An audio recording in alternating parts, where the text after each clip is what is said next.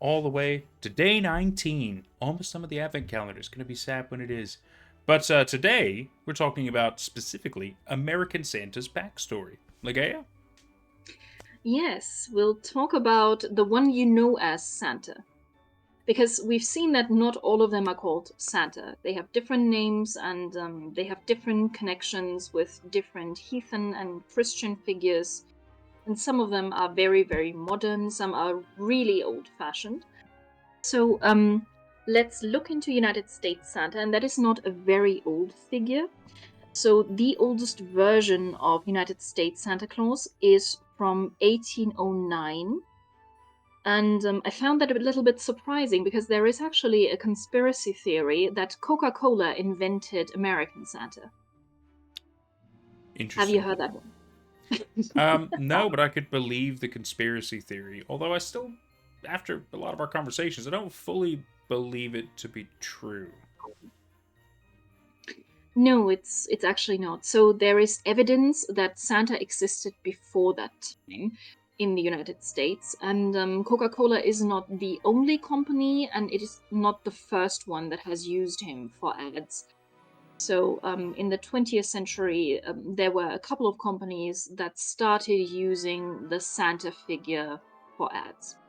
Okay, United States Santa is essentially a merger of Father Christmas from England, then Saint Nicholas the Bishop, because that is one of the versions that is the most prominent. So Saint Nicholas is known widely, even if he's just celebrated in some European countries nowadays. But the connection with Saint Nicholas and Christmas is a very old one and is one that stuck. And then you have Sinterklaas. And as I said in a previous video, uh, the name Santa Claus is an anglicized version of Sinterklaas. So, do you know the guy who wrote Sleepy Hollow? Personally, no. I know of the story for sure. Well, I mean, he's been dead for about 160 years, so I wouldn't expect you to know him personally, but his name was Washington Irving. Yeah.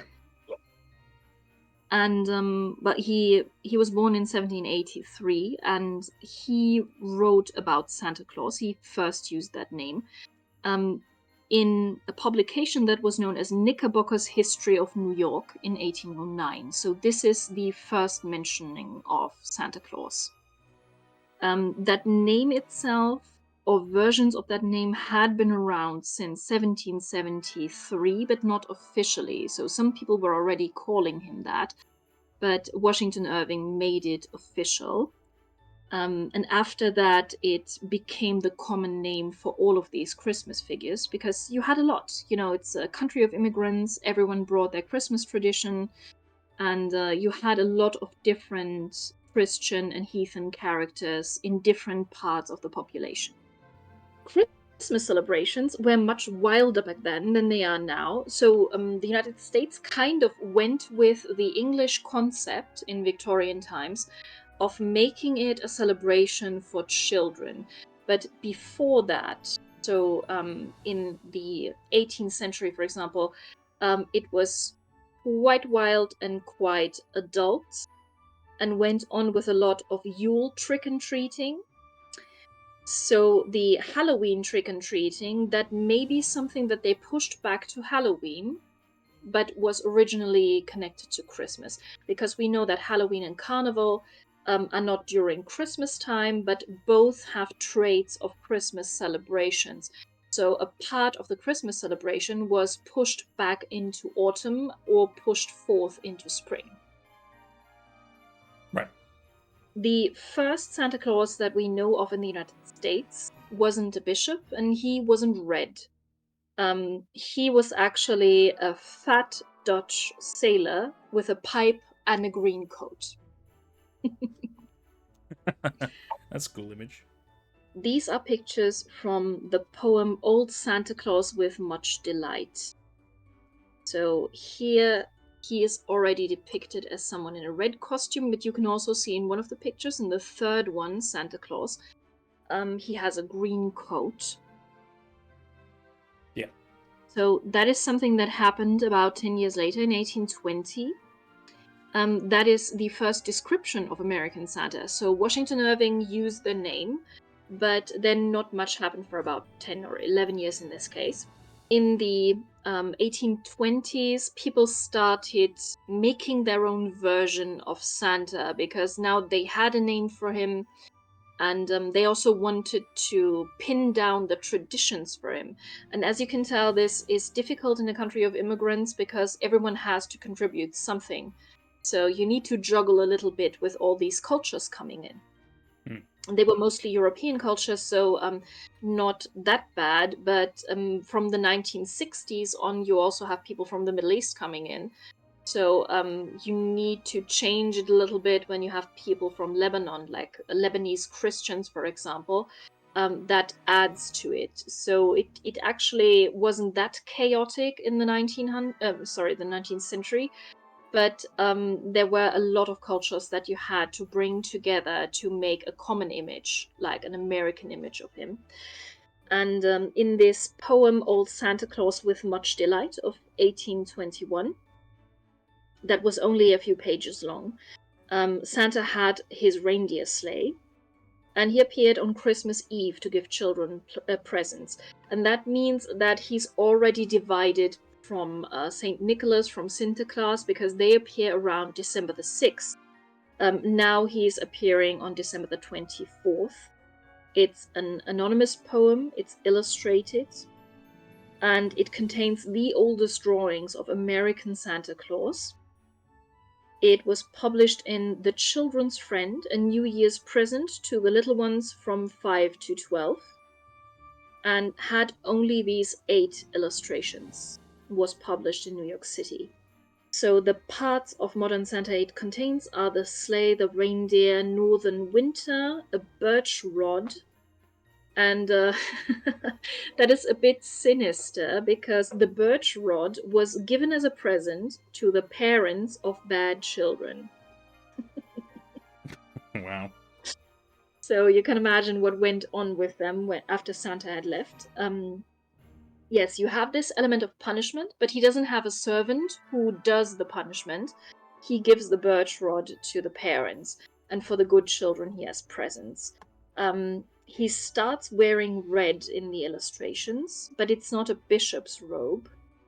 And as I said, the day is moved from December the 6th to Christmas Eve. So this is already different from the European traditions that are based on St. Nicholas. Then you have another one in 1823. So as I said, two publications in the 1820s tried to pin down the image of Santa Claus. Right. It's called An Account of a Visit from St. Nicholas, or which is much more well-known is 'Twas the Night Before Christmas. I'm sure you've heard that. Absolutely. And again, you can see that in one case he has a green robe and he has this weird hat that reminds me of Ebenezer Scrooge's night cap. Yeah.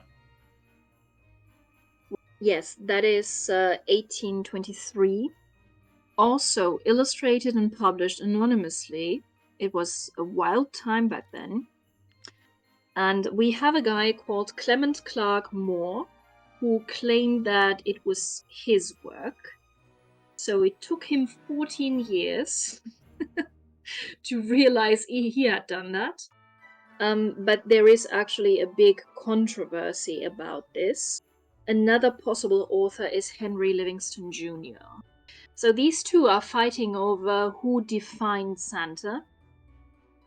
And it's a weird poem because the poem starts with a very fat Santa landing in the garden first and then landing on the roof. So the father of the family sees him landing in the garden with a reindeer sleigh. And then only he lands on the roof. He comes down the chimney with a sack of toys. He fills the stockings by the fireplace, and then he leaves again through the chimney. And in this poem, 'Twas the Night Before Christmas, you have the modern number and the names of the reindeer. Dasher, Dancer, Prancer, Vixen, Comet, Cupid, Dunder, and Blixen. But Dunder and Blixen is the Dutch version of those names, and Donner and Blitzen is the German version. So the names already exist, but over time people switched to a version that sounded more German. Because about 40% of the population of the United States has some sort of connection to Germany through their ancestors. So almost half of the people in the United States have some German DNA. The Night Before Christmas started to serve as this unifying Christmas tale. So what Washington Irving had started but had not finished, to create a truly American version of Santa with his own American law, really. So you didn't have to take the law from the immigrants anymore. You could make up your own stuff. It was published on December 23rd in the Troy, in the New York Sentinel. We have some links for that, so I can give them to you later, and you can put them in the description if you like. After that, between the years 1845 and 1902, we have some people adding to the lore, and there are some really famous people among them. First, it started between 1845 and 1863, where Santa was also known as Kris Kringle. Have you ever heard that name? I absolutely have, yeah. So, what do you associate with Kris Kringle? I don't really know. If I'm honest with you, I just know that that's a name that they not so much these days, but some people will still call him Kris Kringle. Mm-hmm. It's just it's I never quite understood where it came from, but yeah. So that was the version that was first advertised to British children. I told you that from 1850 on, American Santa also became popular in the UK. And first they sent him over under the name Kris Kringle, so this is his spy name. Oh, Santa's spy name, I see. It's his alias. And as Kris Kringle, he started filling their stockings, and later they switched to Santa Claus. But around that time, until 1863, they still had these two going parallel, Santa Claus and Kris Kringle. But Kris Kringle was mainly for the foreign market, so this was something that they used for the UK tour. Right, okay. Then you have someone that you're probably going to know, Louisa May Alcott. Alcott, sounds familiar. She wrote Little Women. Ah. Okay. So she is a proper writer. She's very accomplished. And she's the one who created Santa's Elf Workshop in 1850. Oh, how about that? She wrote about it, but it was never really published. She called it the Christmas Elves. And her idea got out. And then you had a magazine called Godey's Ladies Book. And that sounds like a magazine that Emily Howard would read. Emily Howard of Little Britain. Probably. Because it's a ladies' book, you know. Ladies. They published an Elf Workshop illustration in 1873, so 23 years after Louisa May Alcott had come up with it. They used this as a magazine cover. And these elves in the magazine, they were inspired by Germanic mythology, because you do have the Tomten and Nissen in Sweden and Norway, for example, that we showed you the last two videos, really. And then you also have the Alfar. So Alfar is a common North Germanic word for elves. And elves is the West Germanic word, so you can tell that those two words are related. Right. Makes me think of like Alfheim, like home of the elves. Right. I'm with you. That is the home of the bright elves. Yep. But you also have a home of the dark elves. And the dark elves are also called dwarves. Yep. It's quite funny Right. how that all works. We can go into that in a different video. Um, then you have the Huldefolk. So in this case, you pronounce the L in front of the K. It's not like in English where you say folk, but it's folk. Yeah. Huldefolk means the hidden folk. And that is also a Germanic concept. It's fairies and kobolds. So kobold is a German term. And kobolds are often found in mines. So they're also known as the knockers in mines. Yeah. But it's really a group of house spirits from European folklore. And you have them in all parts of Europe. A lot of them are Germanic, but you also have Slavic ones. You have some that are based on old Roman concepts. So the little people. Irish people are going to know what I'm talking about. They were the inspiration for Santa's helpers, and as I said, you have the workshop, but there is someone who makes a more effective version of the workshop that's coming up in the 20th century. So let's finish the 19th first. Thomas Nass.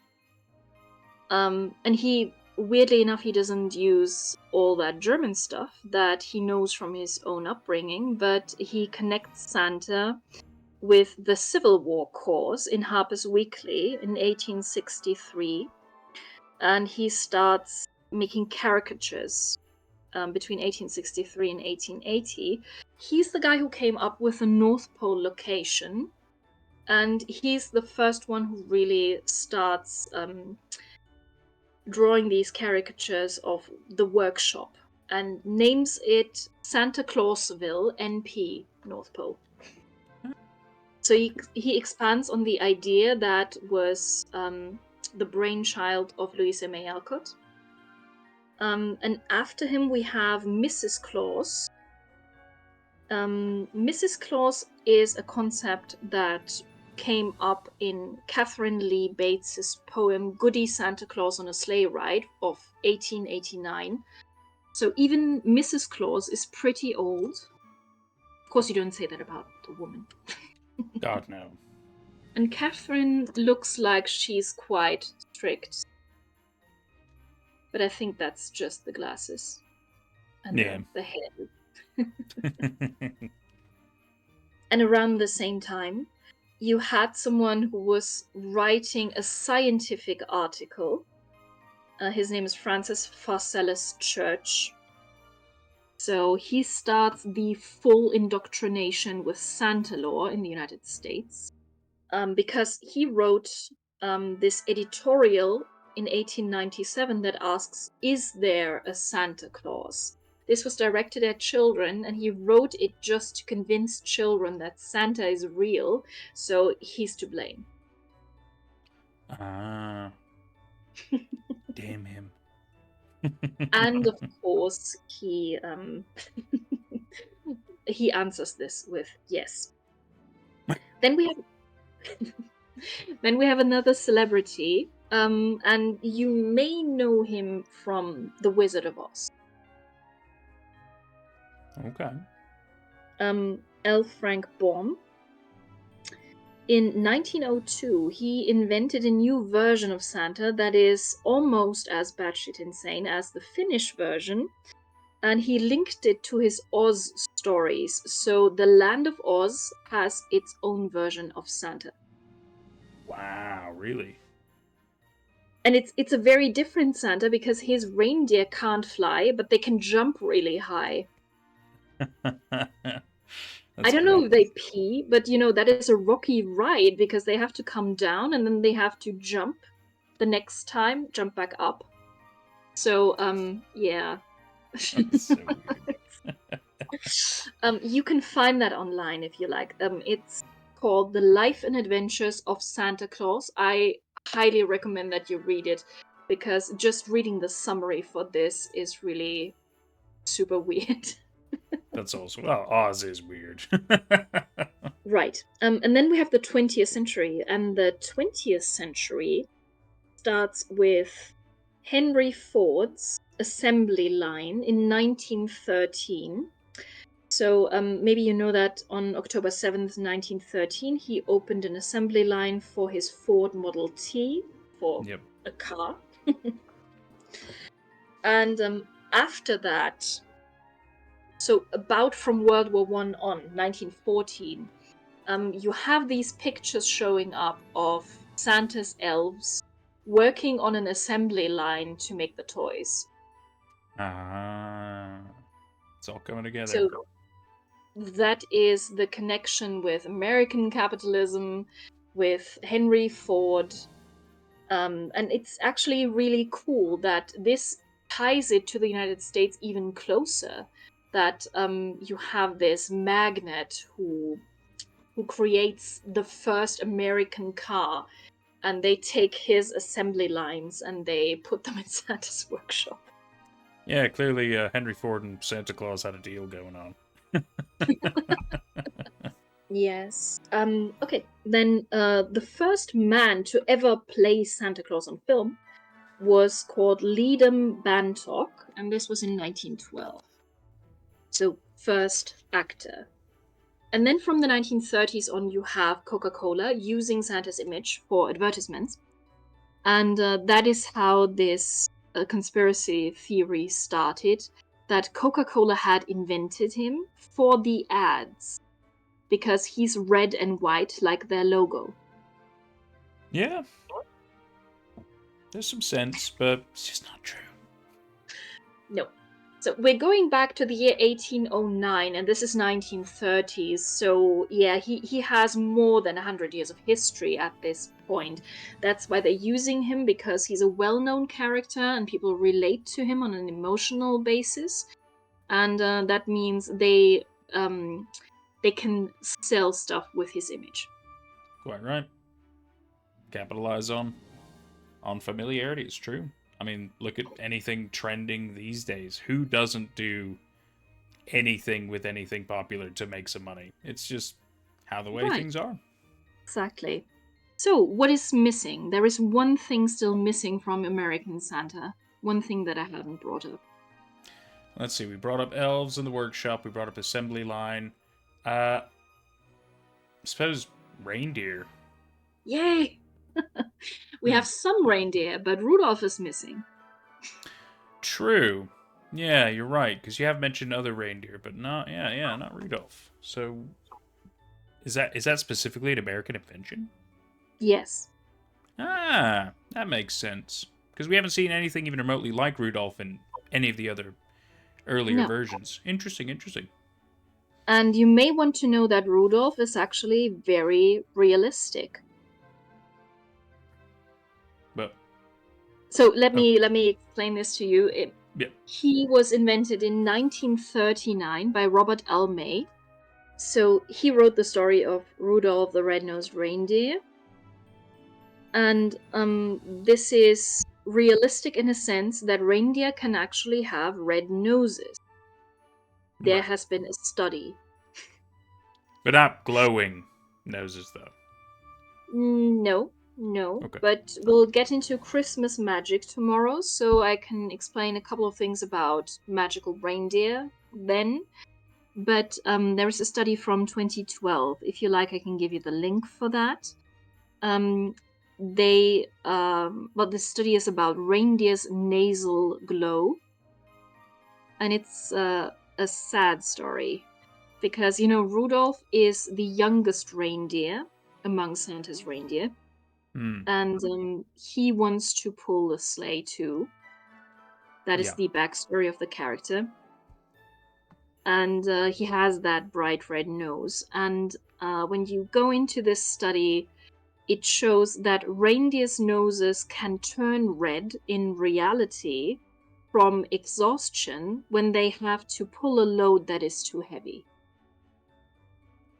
So if you put a baby reindeer in front of the sleigh and the load is simply too heavy for that baby, then the nose will turn red because of exhaustion. Well, that is quite a sad thing in reality then. Child labor. Child labor. Oh man, no. That's well. How about that? Rudolph has been under a lot of stress and exhaustion his entire life. No. Yes, and you have that in those old stories. So I mean, this is day 19. We've talked about this already. That in many cases we're having to deal with child labor, with exploitation. You remember the children who were supposed to be sold into prostitution and that was saved by Saint Nicholas, or you remember that parents would whip their children if they were bad and all that kind of stuff. So these very old-fashioned things that are quite dark and brutal in some cases. And 1939's Rudolph is no exception. He is an example of child labor, and they're exploiting his little body so much that his nose turns red. Well, I wasn't expecting such a dark twist Ah. here. But it's inevitable in any Trigger historical warning. case. Trigger warning: child abuse. Rudolph the Red-Nosed Reindeer. Yes, so put a trigger warning in. And Okay. that is it with United States Santa. So it's not a Coca-Cola invention. And it's not just the invention of one person. There have been controversies about the authors of the two poems in the 1820s. There are many different elements that were brought in by immigrants, but also different elements that were made up by people in the United States as a collective. So you have some stuff that is very, very old and very traditional, but you also have some new stuff that people came up with in a situation where they were living in a multicultural environment and they made up their own law. As it does happen. Day 19. Thank you so much to my YouTube members and Patreon members for all the love and support. It's thanks to people like you that we can keep growing.